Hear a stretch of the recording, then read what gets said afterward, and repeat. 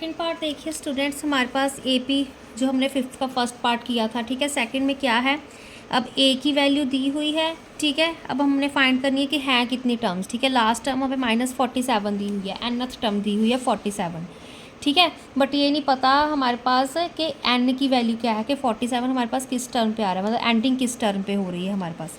तो ए की वैल्यू लिखी, डिफरेंस निकाला। डिफरेंस अब यहाँ पे 15 1/2 था, 2 15 का कितना होता है 30, 30 + 1, ठीक है। 30 + 1 31, 31/2, ठीक है। इस फ्रैक्शन को 31/2 लिखेंगे।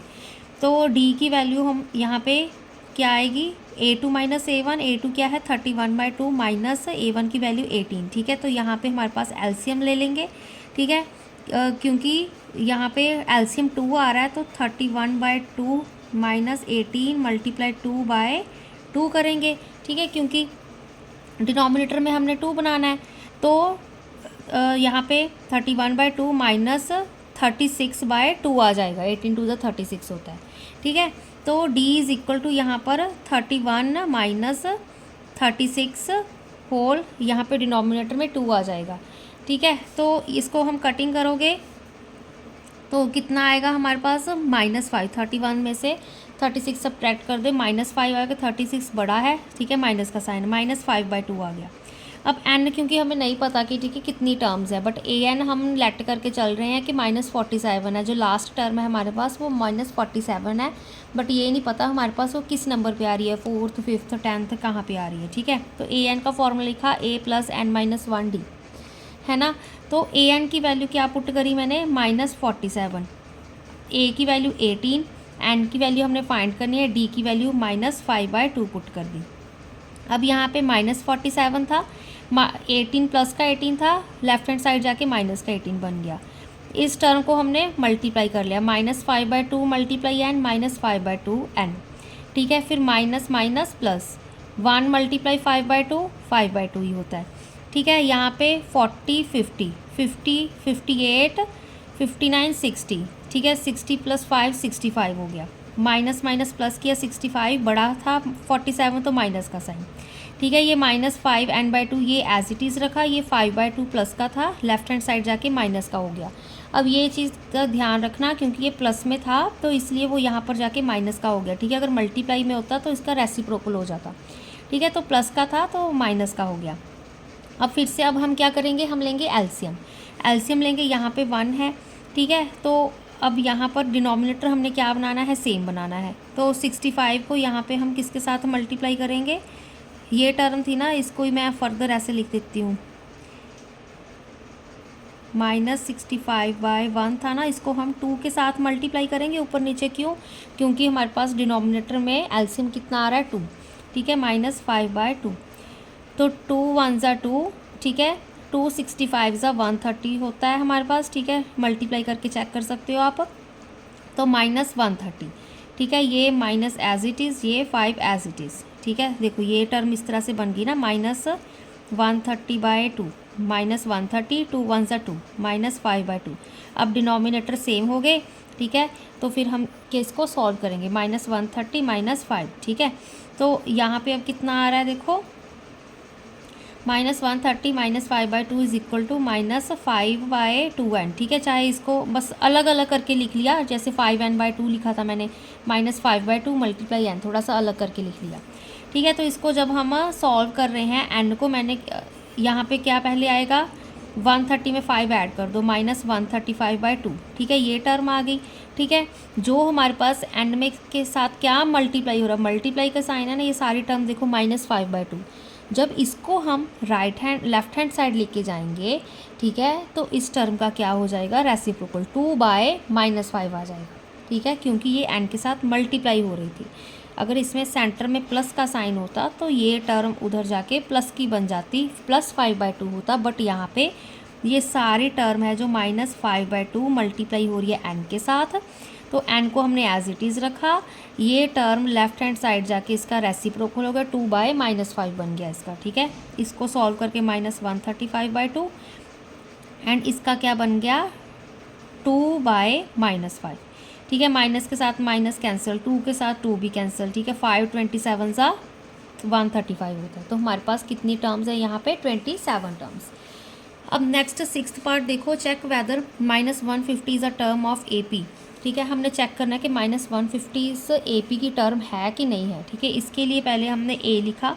ठीक है, A हमारे पास 11 था, D हमारा डिफरेंस कैसे निकालेंगे, 8 - 11, A2 - A1, तो -3 आ गया। अब हमने कोई लेट कर लिया कि nth टर्म हमारे पास -150 है। हमने चेक करना है कि ये है कि नहीं, बट हम अज्यूम करके चल रहे हैं कोई हमारे पास nth टर्म है, मे बी कोई 20-50 हो भी सकती है, ज़रूरी नहीं कि ना भी हो, है ना, हमें नहीं पता। तो हमने लेट कर लिया कोई nth टर्म -150 है। तो अब फॉर्मूला लिखा an = a + n - 1d। अब हमने क्या किया, an की वैल्यू -150 पुट करी, a की वैल्यू 11, तो d की वैल्यू -3। अब हमने क्योंकि n फाइंड करना है कि कौन सी टर्म है जहाँ पे हमारे पास वैल्यू -150 आ रही है ना। इसको सॉल्व करो, -150 प्लस का 11 था, उधर जाके माइनस का 11 हो गया। ठीक है, तो इसका -161 बन जाएगा। ठीक है, ये -3 मल्टीप्लाई था n - 1, -3 × n -3n, फिर माइनस माइनस प्लस 3, -3n + 3 आ जाएगा यहाँ पे। ठीक है, तो ये वाला 3 उधर जाके क्या हो जाएगा, माइनस का 3, यहाँ पे -161 बन गया इसका आंसर। तो ये 3 क्या हो जाएगा यहाँ पे, माइनस का। ठीक है, तो 161 में 3 और ऐड कर दो, 164 होता है, -164 = -3n। अब यहाँ पे देखो क्या चीज़ हो रही है, यहाँ पे -164 = -3n, इस तरह से है। तो n को एज इट इज़ रखा -3। ठीक है, यहाँ पे क्या हो गया, डिवाइड हो गया जाके, माइनस के साथ माइनस कैंसिल। बट यहाँ पे देखो, इसको आप डिवाइड करके चेक कर सकते हो, आपका यहाँ पे आंसर नहीं आएगा। ठीक है, पॉइंट्स में आएगा, डेसिमल में आएगा, तो एक ये रैशनल नंबर ही बन रहा है। ठीक है, p/q की फॉर्म में ही बन रहा है। तो n हमारे पास एक नेचुरल नंबर नहीं है। यहाँ पे हम नेचुरल नंबर की क्यों बात कर रहे हैं, क्योंकि सीक्वेंस हमारे पास यहाँ पे सारी नेचुरल्स की ही दी हुई है। ठीक है, कोई और नंबर नहीं है हमारे पास।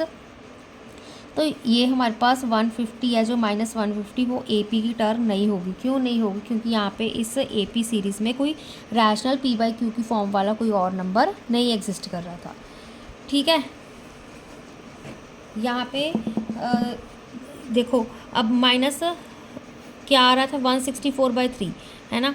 अब हम कैसे काउंट करते हैं, A1 10th टर्म है, 11th टर्म है, 1st 2nd 3rd 4th, 164/3 इस टर्म, ऐसा क्या मतलब हुआ इस चीज़ का, है ना। ये तो कोई मीनिंग बनता नहीं है हमारे पास। मीनिंग तो हम यही बोलते हैं ना, 1st टर्म है, 20th टर्म है, 100th टर्म है, 1000th टर्म है।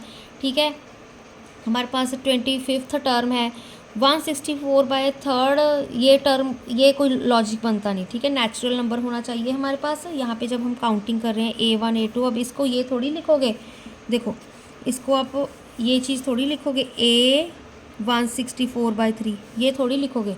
हम A5 A7 A96 इस तरह से ही टर्म्स लिखते हैं ना। तो ये हमारे पास n नेचुरल नंबर होना चाहिए, है ना। तो ये चीज़ हमारे पास नहीं है। ठीक है, तो find 31st term of AP whose 11th term is 38, 16th term is 73। मैंने आपको बोला था ना, आप ऐड वाला 2 वे से कर सकते हो। ठीक है, A की वैल्यू पुट करके। तो यहाँ पर हम दूसरा मेथड यूज़ कर रहे हैं। ठीक है, कोई भी कर लो, कोई फ़र्क नहीं पड़ता। फाइंड 31st टर्म फाइंड करनी है हमने AP की। ठीक है, मतलब क्या करना है, हमने A31 फाइंड करना है। ठीक है, तो whose 11th term 38, 16th term 73। पहले लिख लो जो गिवन होता है। A11 हमें 38 दिया हुआ है, A16 हमें 73 दिया हुआ है। ठीक है, अब देखो, अब क्या करेंगे, वही सबसे पहले हमने जो 11th टर्म दी हुई है, A11 38 दिया हुआ है, फॉर्मूला लिखा an = a + n - 1d। ठीक है, an की वैल्यू, अब an मतलब A11। ठीक है, यहाँ पे हम 11 की बात कर रहे हैं, तो वो सारा हम लिखेंगे। 11 क्या दिया हुआ है, A11 हमें 38, तो मैंने यहाँ पे पुट कर दिया A11। ठीक है, A11 क्या है, 38। A की वैल्यू हमें नहीं पता क्या है। ठीक है, n की वैल्यू यहाँ पे A11 है, 11 पुट कर दी n की वैल्यू -1, d भी हमें नहीं पता। ठीक है, तो 38 = a + 11 - 1d। 11 - 1 करोगे सीधा 10d आ जाएगा, ओपन करके ऐसे लिखना मर्जी आपकी, ये वाला स्किप कर दो चाहे स्टेप। 38 = a + 10d। ठीक है, इसको क्या करो, इक्वेशन 1 नाम दे दो, सिंपल। अब हमें क्या दी हुई है, A16 दी हुई है कि 73 है, ठीक है। A31 तो फाइंड करिए। अब A16 का यहाँ पे सिंपल फार्मूला लाओ, A16 is equal to A+16 - 1D, ठीक है। यहाँ पे देखो क्या कर रहे हैं हम, A+16 - 1D, ठीक है। अब n की वैल्यू हम 16 पुट कर रहे हैं। अब A16 क्या था, 73, तो यहाँ पे A16 इज इक्वल टू, ठीक है, इसको 73 पुट कर दिया। इसको भी वही सॉल्व करो, 73 इज इक्वल टू A+16 - 1 कितना होता है, 15, A+15D, इसको इक्वेशन 2 दे दिया। दोनों इक्वेशंस को इस तरह से सिंपल लिखो, ठीक है, कुछ नहीं करना। दोनों पहले जो फर्स्ट वाली इक्वेशन थी, जो बड़ी वाली है, उसको पहले लिख लो, ठीक है। 73 हमारे पास बड़ा था ना, तो ये बड़े नंबर वाली इक्वेशन लिख ली। सब्ट्रैक्ट कर रहे हैं 1 को फ्रॉम 2 में से, ठीक है। सेकंड इक्वेशन लिखी, फिर फर्स्ट वाली लिखी, ए के नीचे ए वाली, डी के नीचे डी वाली, कांस्टेंट के नीचे कांस्टेंट वाली। फिर हमने क्या किया, चेंज ऑफ पोलैरिटी, साइन हो गए यहाँ पे चेंज, ठीक है, साइन हमारे पास चेंज हो गए। बेसिकली ये जो हमारी ये सेकंड, हम जो फर्स्ट इक्वेशन जो ये वाली लिखी है ना, इसके साइन चेंज कर देते होते हैं, ठीक है। जो यहाँ पे प्लस का साइन था तो माइनस हो गया, यहाँ पे प्लस का साइन था माइनस का हो गया, यहाँ पे प्लस का साइन था यहाँ पे माइनस का हो गया। अब इसको सॉल्व करो। अब ए के साथ क्या होगा, ए कैंसिल हो जाएगा, A - A। अब देखो ये साइन यहाँ पे जो ये वाली इक्वेशन है ना, फर्स्ट वाली लिखी है, जो इसके साइन है एंड जो हमने जहाँ पे साइन चेंज किया है, ठीक है, इन दोनों के साथ हम साइंस ऑपरेट करेंगे। प्लस माइनस माइनस, मतलब A - A 0 हो गया, ठीक है, 0 लिखना है, लिख लो। प्लस का 15D, यहाँ पे अब प्लस का 10D था, साइन चेंज कर दिया था, माइनस का 10D, ठीक है। 15 - 10, ठीक है, 15 - 10 कितना होगा, 5D। अब साइन कौन सा आएगा, यहाँ पे प्लस का आएगा। क्यों प्लस का आएगा, क्योंकि हमारे पास यहाँ पे 15 बड़ा है 10 में से, ठीक है। तो यहाँ पर देखो 73 - 38, 73 - 38 करोगे तो 35 आंसर आएगा। यहाँ पे भी साइन प्लस का होगा क्योंकि 73 बड़ा है 38 से, ठीक है। तो कितना आ गया, 5D इज इक्वल टू 35। ये तो 0 ही है, ठीक है, ये तो चीज़ ख़त्म ही होगी, इसको लिखना ही नहीं है। तो 5D इज इक्वल टू 35। अब D को एज इट इज़ रखा, 5 मल्टीप्लाई में था, राइट हैंड साइड जाके वो रेसिप्रोकल हो गया, डिवाइड में चला गया। तो 5 7 ज़ा 35, D की वैल्यू क्या आ गई, 7, ठीक है। आप इस तरह से भी इसको सॉल्व कर सकते हो।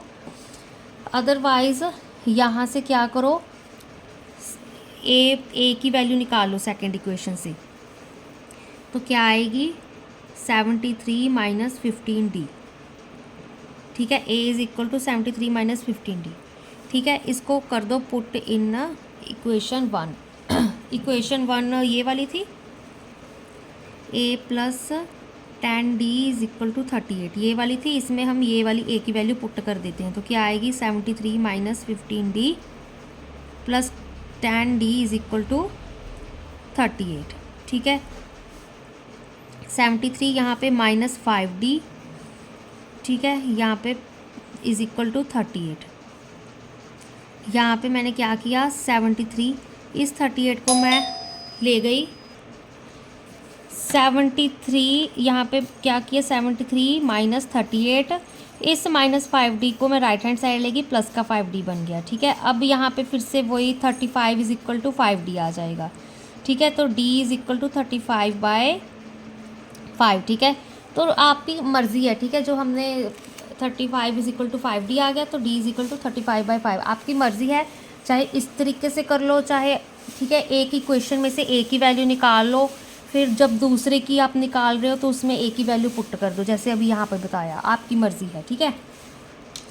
तो यहाँ पर देखो अब D की वैल्यू 7 आएगी। बैक टू दी कंसेप्ट, हमने A11 एंड A16, ठीक है, यहाँ पे A11 A16 यूज़ करके हमने D की वैल्यू निकाल ली। अब D की वैल्यू यूज़ करके हम, ठीक है, यूज़ इन 1, ठीक है, 1 इक्वेशन ये वाली थी ना, इसमें हम ना D की वैल्यू पुट करके A की वैल्यू निकाल लेंगे। A+10D था, A+10 × 7 is equal to 38, A+70 is equal to 38 आ गया, ठीक है। अब हमने क्या किया, A को एज इट इज़ रखा, ठीक है। प्लस का 38 एज इट इज़ था, ये 70 प्लस का था, राइट हैंड साइड जाके माइनस का बन गया।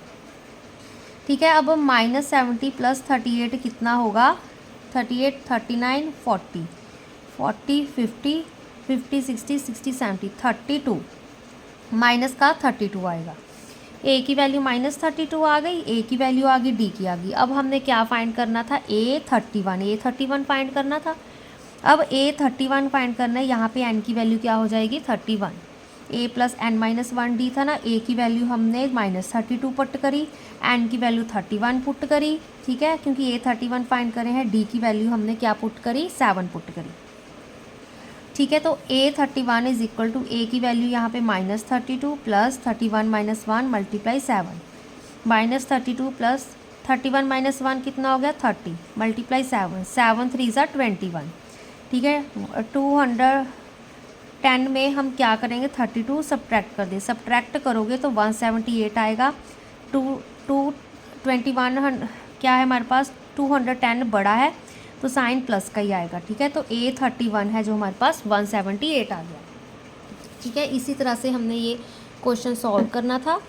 हमें A 11th टर्म दी हुई थी, 16th टर्म दी हुई थी, उन दोनों को सॉल्व करके हमने क्या किया 31 A एंड D की वैल्यू निकाली, फिर वो यूज़ करके हमने A31 निकाल लिया। ठीक है, वहाँ पे हमारे पास जो बॉक्स वाले थे वहाँ पे हमने A2 A3, ठीक है, वही हमने छोटे छोटे निकालने थे, है ना। A2 निकालिए, A3 निकाल लिया, A5 A6 निकाल लिया। यहाँ पे अब कोई बड़ी टर्म आ गई, हमने A31 निकालनी थी, वो हमने फार्मूला यूज़ करके निकाल ली। ठीक है, इसके बाकी के हम क्वेश्चन नेक्स्ट वीडियो में करेंगे।